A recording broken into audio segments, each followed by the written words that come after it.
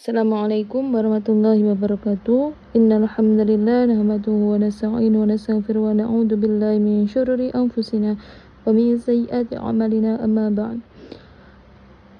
Yang terhormat kepada Bapak Beni selaku dosen pengampu mata kuliah Ekonomi Mikro, kami dari kelompok 3 ingin mempresentasikan hasil dari kelompok kami, yaitu prinsip umum ekonomi Islam, yang beranggotakan saya sendiri, Rasyo Kemalasari, dan teman saya, Rika Listiana. Langsung saja untuk latar belakang. Jadi ilmu ekonomi ini adalah bagian ilmu sosial yang mempelajari perilaku manusia dalam upaya memenuhi kebutuhan. Seperti yang kita tahu bahwa kebutuhan manusia itu banyak, beraneka ragam. Satu kebutuhan terpenuhi akan muncul kebutuhan lain. Kebutuhan ini bertambah dan akan terus berkembang baik, jumlah maupun kualitasnya mengikuti kemajuan peradaban manusia. Nah, jadi dari latar belakang ini ada rumusan masalah. Rumusan masalah itu ada 3, yaitu apa yang dimaksud ekonomi Islam, bagaimana prinsip dasar ekonomi Islam, dan bagaimana prinsip umum ekonomi Islam. Tujuan dan manfaat. Berdasarkan rumusan masalah di atas dapat disimpulkan beberapa tujuan dan manfaat sebagai berikut, yaitu untuk mengetahui pengertian ekonomi Islam, yang kedua mengetahui prinsip dasar ekonomi Islam, dan mengetahui prinsip umum ekonomi Islam. Pembahasan yaitu mengenai pengertian ekonomi Islam. Nah, ekonomi Islam itu, ekonomi sendiri itu ilmu yang mempelajari perilaku manusia dalam memilih dan menciptakan kemakmuran. Inti masalah ekonomi adalah adanya ketidakseimbangan antara kebutuhan manusia yang tidak terbatas dengan alat pemuas kebutuhan yang jumlahnya terbatas. Ekonomi Islam yaitu merupakan salah satu cabang ilmu sosial yang mempelajari aktivitas umat Islam dalam memenuhi kebutuhan hidupnya dengan mengorganisir dan mendistribusikan sumber daya yang dituntun oleh ajaran Islam dalam rangka memperoleh kesejahteraan dunia akhirat. Jadi tujuan ilmu ekonomi Islam ini adalah memperoleh untuk kesejahteraan dunia akhirat.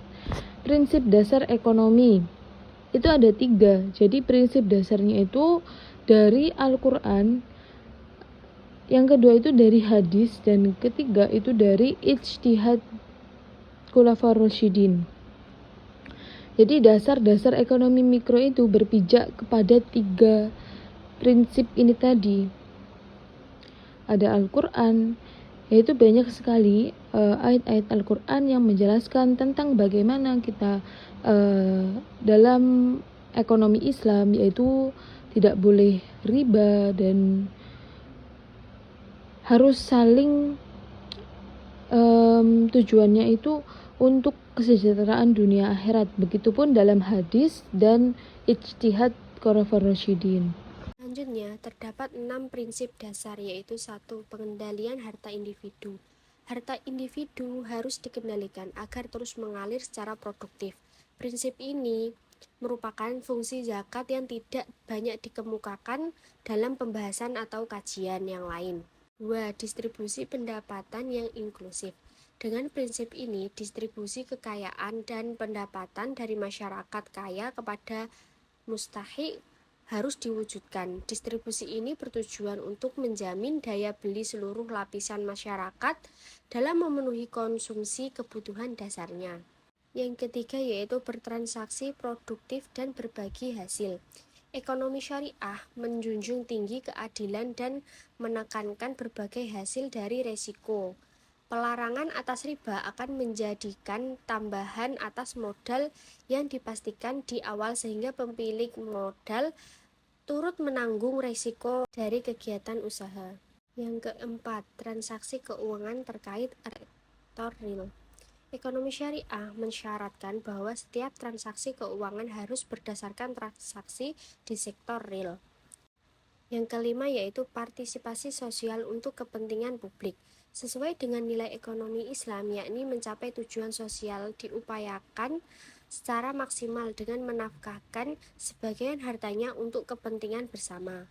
Yang terakhir yaitu bertransaksi atas kerjasama dan keadilan.